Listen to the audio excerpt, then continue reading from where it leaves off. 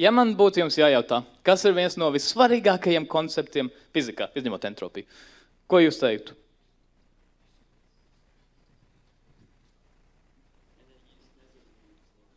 Enerģijas nezudamības likums. Tieši tā.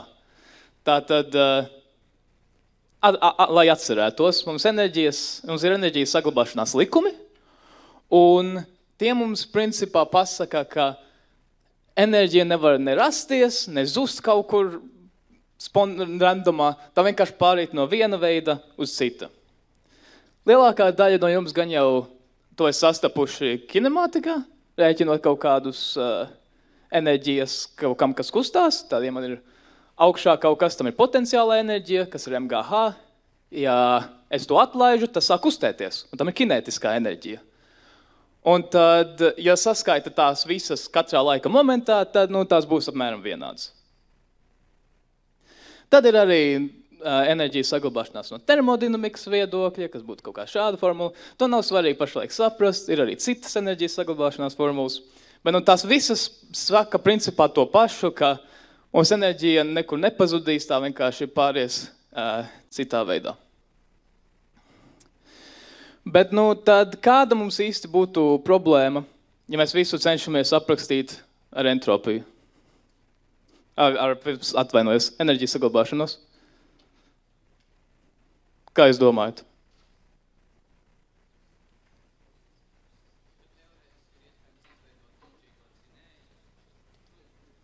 Jā, principā, tas arī varētu būt.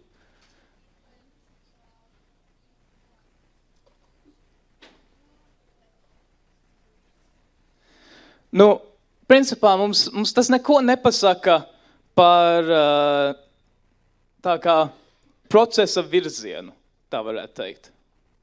Piemēram, ja man tagad ir krūze, un es to saplēšu, tā saplīs daudz mazā nekā gaidīju. Izturīga krūze, tikai 3,99. Bet tagad krūze bija te. Kāda enerģija tai bija? Potenciāla. Es to atlaidu. Kas notika? Daudz ko dzirdēju. Okay. Tā sāka gūt kinētisko enerģiju. Un kur tā enerģija palika, kad tā nokrita? Zemē? Okay. Tā enerģija tur gan jau ietiecās zemē, kaut kas tur uzsila, palika par siltumu enerģiju. Tā krūze arī iekustināja gaisu, mēs dzirdējām, kā tā saplīst. Tā enerģija kaut kur pazuda. Bet vai mēs varētu kaut kā izdarīt, ka tā enerģija atnāk atpakaļ no zemes, no gaisa, saliek krūzi kopā un tā man uzlidot atpakaļ rokās? Tiešām? Nē, varam pagaidīt. Varbūt sanāks. Var pagaidīt. Bet jā, principā mēs to neredzam. To var nav satīrīt.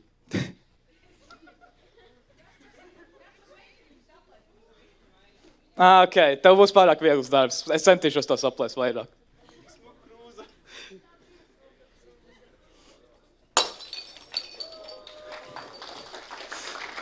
Jums viss labi?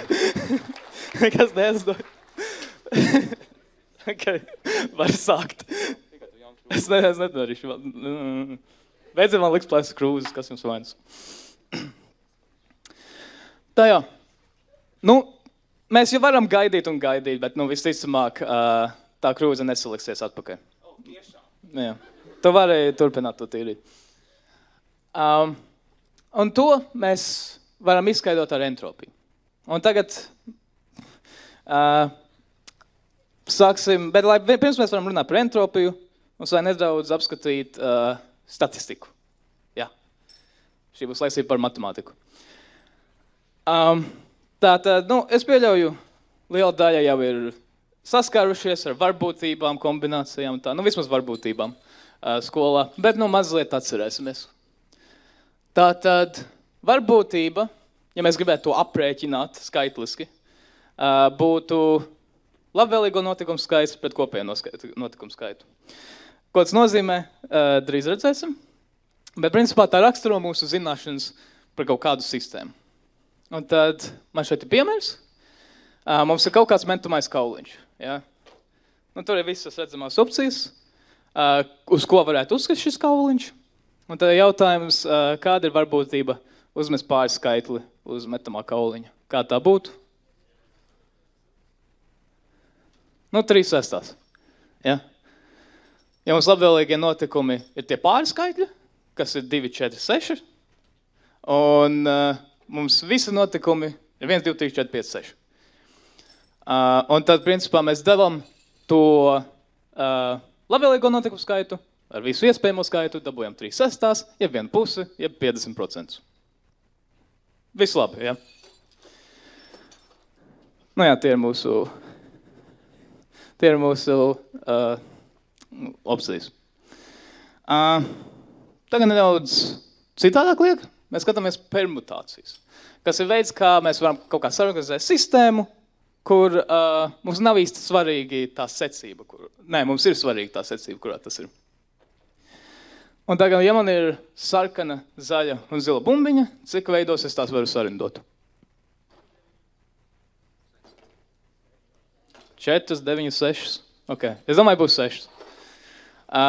Mēs varam skaitīt tā, mums pirmajā vietā ir 3 opcijas, kuras varam tur ielikt. Sarkans, zaļs, zils.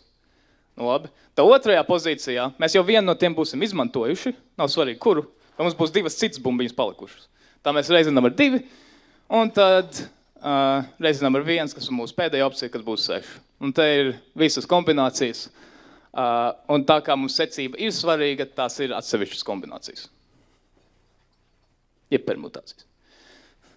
Ok, nu tagad būs actual kombinācijas. Ir grūti neizmanto vārdu kombinācijas, runājot vispārīgi par kaut kādu sakārtojumu. Bet, jā, tā tas ir principā tas pats, tikai tagad mums secība nav svarīga.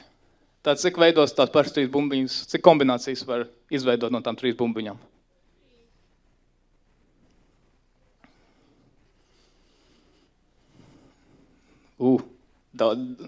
Ok. Ja mēs gribam 3 bumbiņas sarindot, un mums nav svarīga secība, to var izdarīt tikai vienā veidā. Jo vienkārši visas 3 bumbiņas paņemt. Ja mums ir kombinācijas, tad ja visas, mēs varam, nav svarīgi kādā veidā tas sarindots, būs tikai viena kombinācija. Ir saprotams? Ok. Nu tad, lai jūs negarlojaties, mums ir daži uzdevumiņi. Neuztraucieties, ir atbilžu varianti, iedošu jums pāris minūtes. Es skatīšos, kad lielākā daļa no jums būs pabeiguši, un tad mēs balsosim ar pirkstiem. Šis ir atbilde 1, šis ir atbilde 2, šis ir atbilde 3. Ok?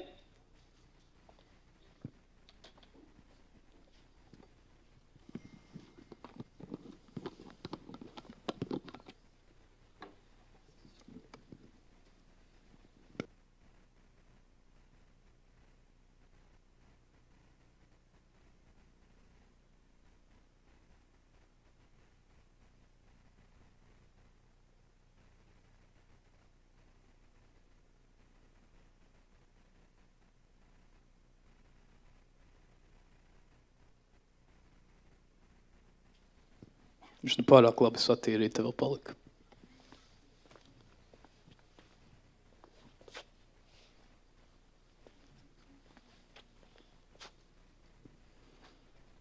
Vai daudzi ļoti citīgi domā, vai ir pabeiguši? Kas ir pabeidzis īši?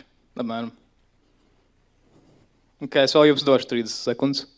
Pārāk, tieši nav mums jākrājas.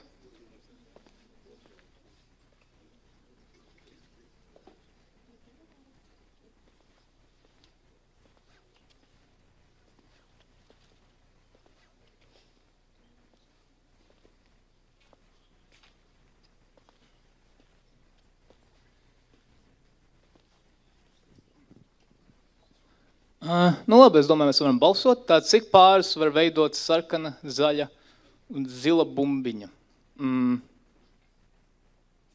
Jā. Balsojam ar pirkstiem.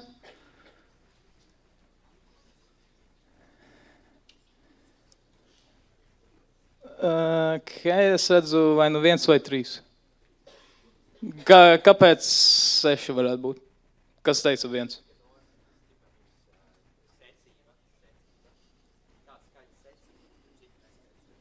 Ok. Jā, ir tāds skaists secība. Kāpēc 3 varētu būt? Ja neskaidrs secība? Ok, varbūt vajadzēja specificēt jautājumu, bet te bija domāts permutācijas. Bet nu labi. Iedosim jums abiem. Būs 6 pāri, te varam tos redzēt. Mēs kādām secību. Nu tad...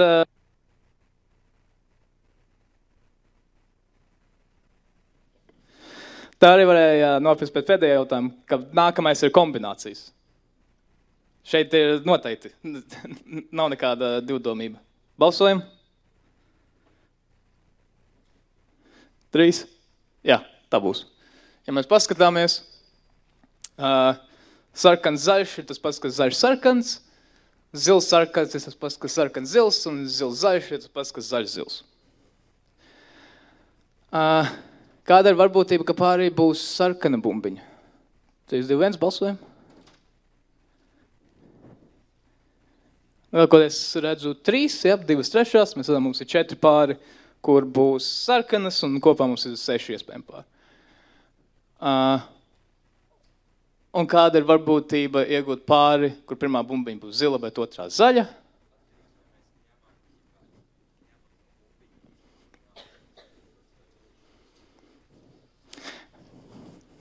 Nekas. Uzvain. Nu, varbūtība essentially būs 1/6. Mums ir 1 tās pāles. Un, jā, un ir 6 bumbas. Nu, labi. Kaut ko esam atkārtojuši vai iemācījušies no varbūtībām, no kombinācijām. Tagad varam sākt runāt par actual entropiju. Un vispirms mēs es jums pastāstīšu par kaut ko sauc par mikrostāvokļiem. Tā pieņemsim, ka mums ir kaut kāda gāze traukā, un tā ir kastes kreisajā pusē, un mums ir kaut kāds kambaris labajā pusē. Un mums tur ir siena pa vidu. Ja mēs noņemsim to sienu, kas mums notiks?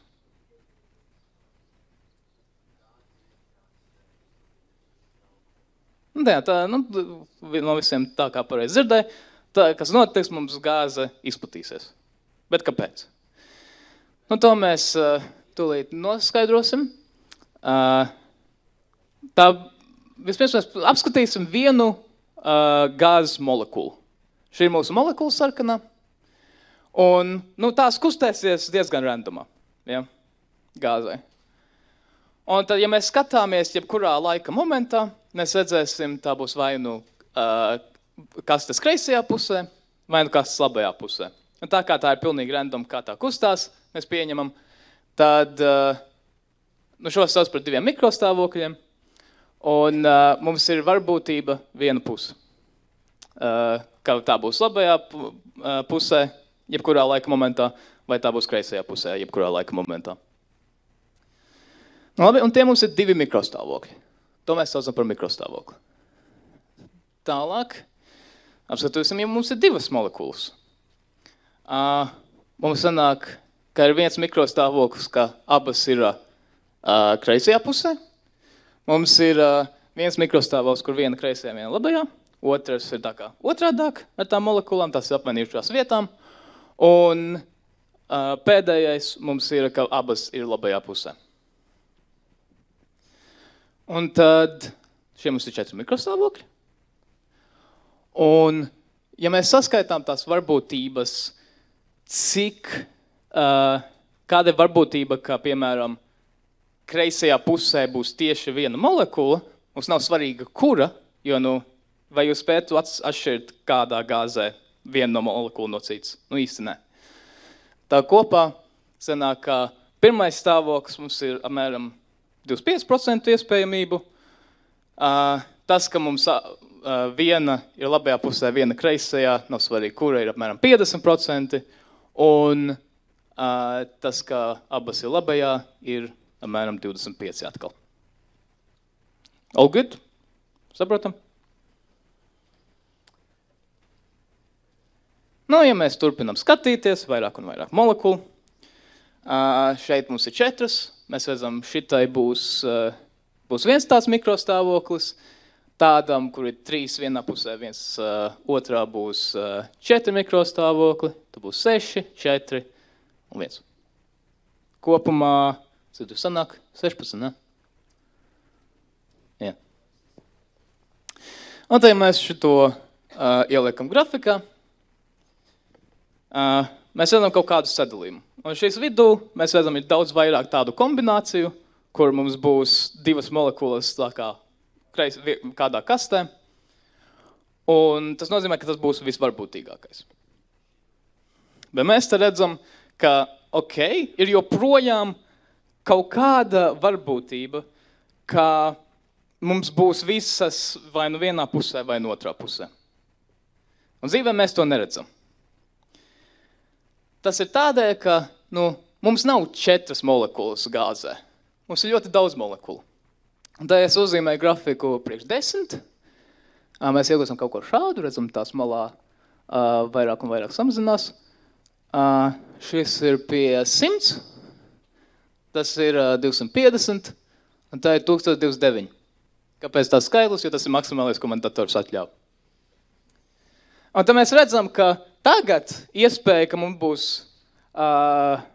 viena molekula visas vienā pusē vai visas otrā pusē, kāda ir varbūtība? Essentially 0. Jūs varat to rēķināt, bet praktiski tas ir 0. Un mēs redzam, ka pēc varbūtības mums viss izvietojas tā, ka tas visvarbūtīgākais rezultāts ir, ka abās kastēs ir vienāds skaits daļiņu. Un šis ir tikai pie 1029, protams, mums realistiski ir ļoti liels skaitlis daļiņu. Mums būs kaut kāds Avogadro skaitlis, iedomājamies, kas ir 10, 23, ja?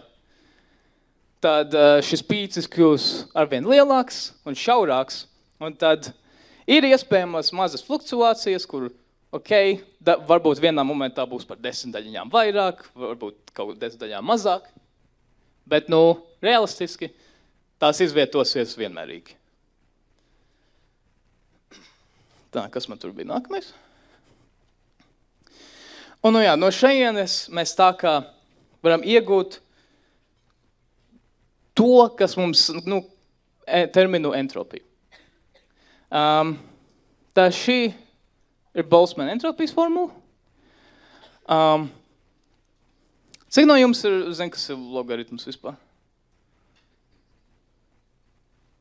Puse, I guess.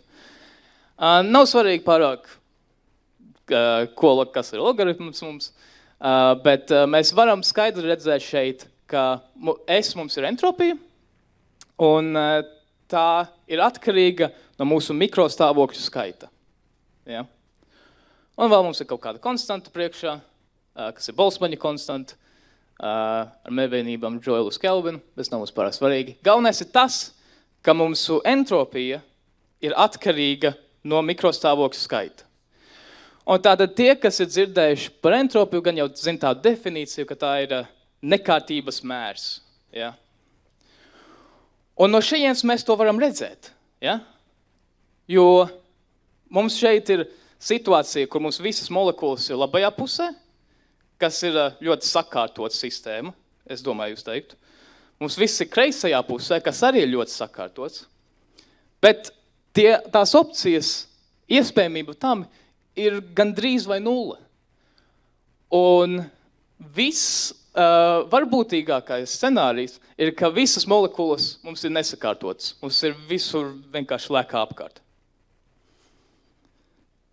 Un tas ir viens veids, kā mēs varam definēt entropiju. Tas ir essentially, kāpēc mums enerģija nenāk atpakaļ krūzē un nelido augšā, jo tam iespēja ir 0, essentially. Un kāpēc mums gāze nepaliek vienā pusē, tas viss ir varbūtība, ko mēs kaut kā definējam arī kā entropiju. Vai ir saprotams? Jā. Dzirdēju kādu jā.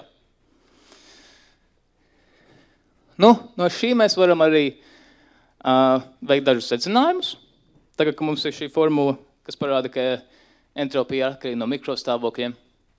Tā, ja mums būtu, piemēram, lielāks tilpums, šeit mēs skatāmies, vai daļiņa ir labajā pusē vai kreisajā pusē, un tā mēs definējam mūsu mikrostāvokli.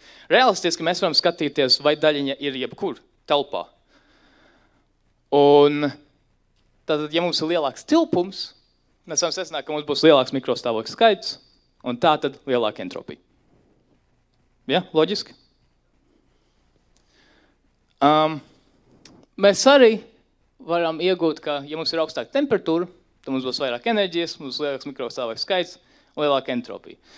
To varbūt nevar tik viegli redzēt. Kāpēc vairāk enerģijas mums nozīmē vairāk entropijas? Ir tāpēc, ka mikrostāvoklī var definēt diezgan abstrakti, un mikrostāvoklī diezgan bieži arī definēt, kā viens mikrostāvoklis arī skaita pa daļiņu impulsiem, essentially to ātrumiem. Un tātad, ja mums ir augstāka temperatūra vai vairāk enerģijas, tā daļiņā būs vairāk kinētiskās enerģijas, tās ātrāk kustēsies, un tāpēc būs lielāks mikrostāvokļu skaits. Sapratams? Ok. Un tad, ja mēs abus šos faktus saliekam kopā, lielāks tilpums, vairāk enerģijas, ir vairāk entropijas, mēs iegūstam vēl vienu populāru definīciju entropijai, kas būtu, ka entropija ir mērs enerģijas izkliedē. Tātad, cik izkliedēta mums ir enerģija. Ja mums ir vairāk enerģijas, lielākā telpā, tā būs vairāk izkliedēta. Saprotams?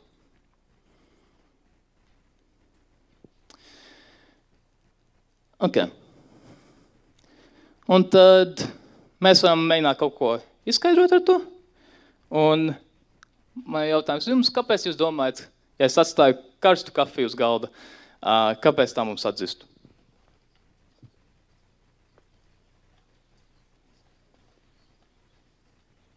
Kaut ko šeit dzirdēju. Izkliedējis siltums? Jā, kaut kā, jā. Jā, es teiktu, tas ir diezgan pareizi. Un kā mēs šo procesu varētu raksturot, tas vispār nav tik atšķirīgi kā mūsu modeli šeit, kur bija bumbiņas kastītā. Tikai šoreiz mums ir nedaudz citādāk jādefinē, kas mums īsti ir kastīte, kas mums īsti ir bumbiņas. Ja mēs iedomājamies, ka mums kastīte vienā pusē ir mūsu kafija, otrā pusē ir tā kā ārpasaule, un tad kas mums varētu būt bumbiņas? Siltums. Jā, tā mēs varam uzskatīt, ka mums bumbiņas reprezentē kaut kādu enerģijas daudzumu, un tā tad, ja mēs izmantojam to pašu modeli, un ļaujam vairāk bumbiņām būt sākumā kafijā, un tad tās atļaujam tām saskarties ar vidi, tad tās izkliedēsies, un mēs principā dabūsim to pašu, ka temperatūras mums būs vienādas, gan videi, gan kafijai. Sekojat?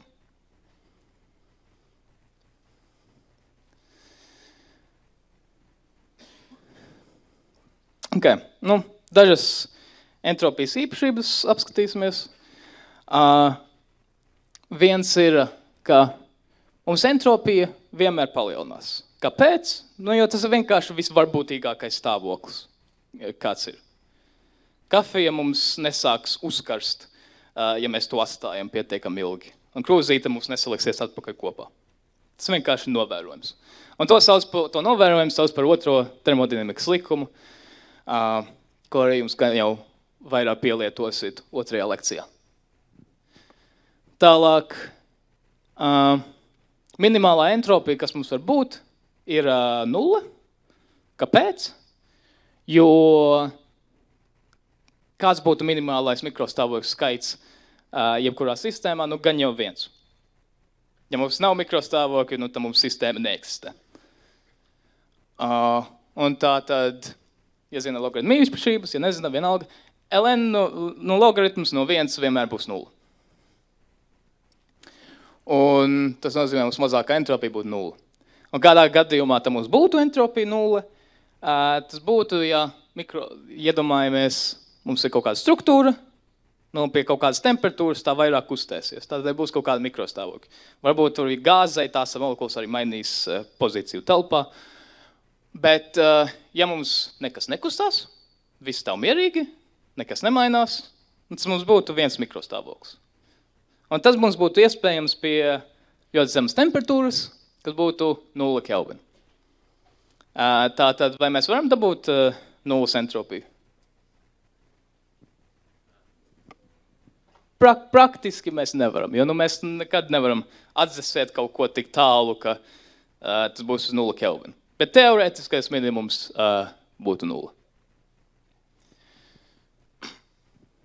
Un tad pēdējā kaut kāda īpašība ir, ka entropija var izskatīties, ka mums lokāli kaut kur pazeminās, bet rezultātā tā palielinās kaut kur citur.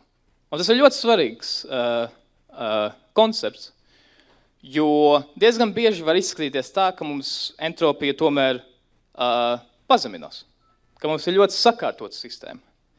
Bet aiz tā slēpjas kaut kas, ka entropija ir kaut kur citur vienkārši palielinājusies. Un tam es aplūkošu mazu piemēru par entropiju šūnu membrānās. Nedaudz izstāstīšu, no kā mums sastāv šūnu membrānas. Tātad mums ir kaut kas, ko sauc par lipīdiem, essentially tauki, un tie veido šādu, tie sapārojas un veido šādu, to sauc par dubultslāni. Un tā ir mūsu šūnu membrāna.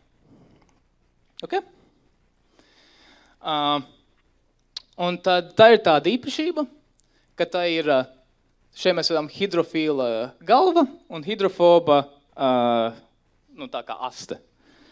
Ko nozīmē hidrofils un ko nozīmē hidrofobs? Hidrofils nozīmē, ka tas piesaist ūdeni, un hidrofobs, kas nepiesaist ūdeni. Ja mēs, varbūt varu ātri uzzīmēt, es nezinu, cik jūs redzēsiet,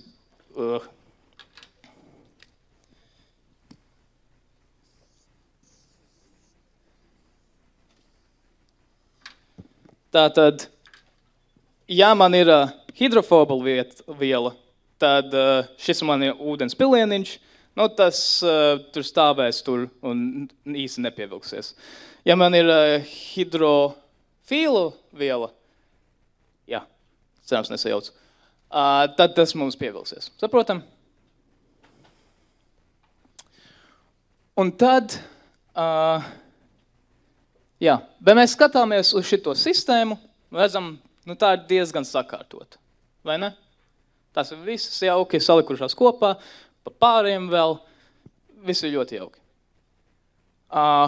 Un tad, vai šis mums nepazeminātu entropiju? Vai mums nebūtu vairāk entropijas, ja tās visur lidotu apkārt, un būtu vairāk nesakārtots? Un tā mums nebūtu šūnas, mums nebūtu gan jau dzīvība, būtu slikti. Un tas knifs slēpjas tur, tajā, ka mums tie lipīdi nav nekādā vakuumā, piemēram, tie mums ir gan jau ūdenī. Un tad, ja mēs apskatāmies uz lipīdu,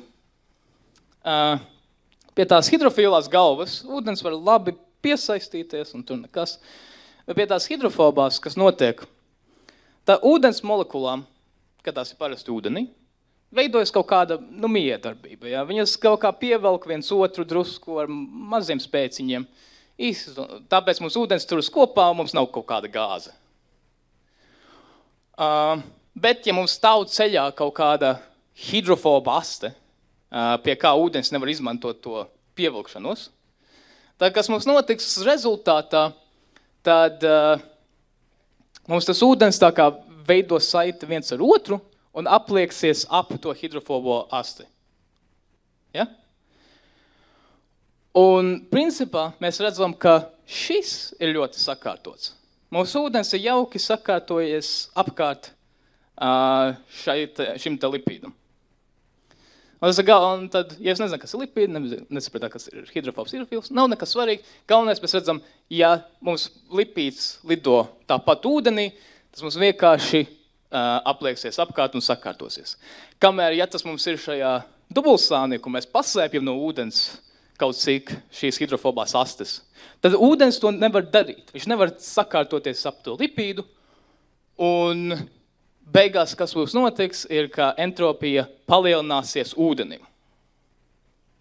Un tā entropijas palielināšanās ūdenim būs lielāka nekā, ja šitie lipīdi būtu visur apkārt lidotu. Saprotam? Uzsverāt? Ok. Nu, tad pēdējais piemērs, ko es varu jums pateikt. Gan jau esat dzirdējuši par to, kā visticamāk visums beigsies. Tā ir pagaidām tikai teorija. Bet tā būtu visuma karstuma nāve. Essentially, ja mēs novērojam, ka, jebko, ko mēs daram, mums entropija, lai kopā visumā palielināsies, tad mēs varam pieņemt, ka tā palielināsies visu laiku. Ne jau mūžīgi, jo kaut kādā tai būtu jāsasniedz maksimumu, kad viss ir vienmērīgi, enerģija ir vienmērīgi pa visu visumu izkliedējusies.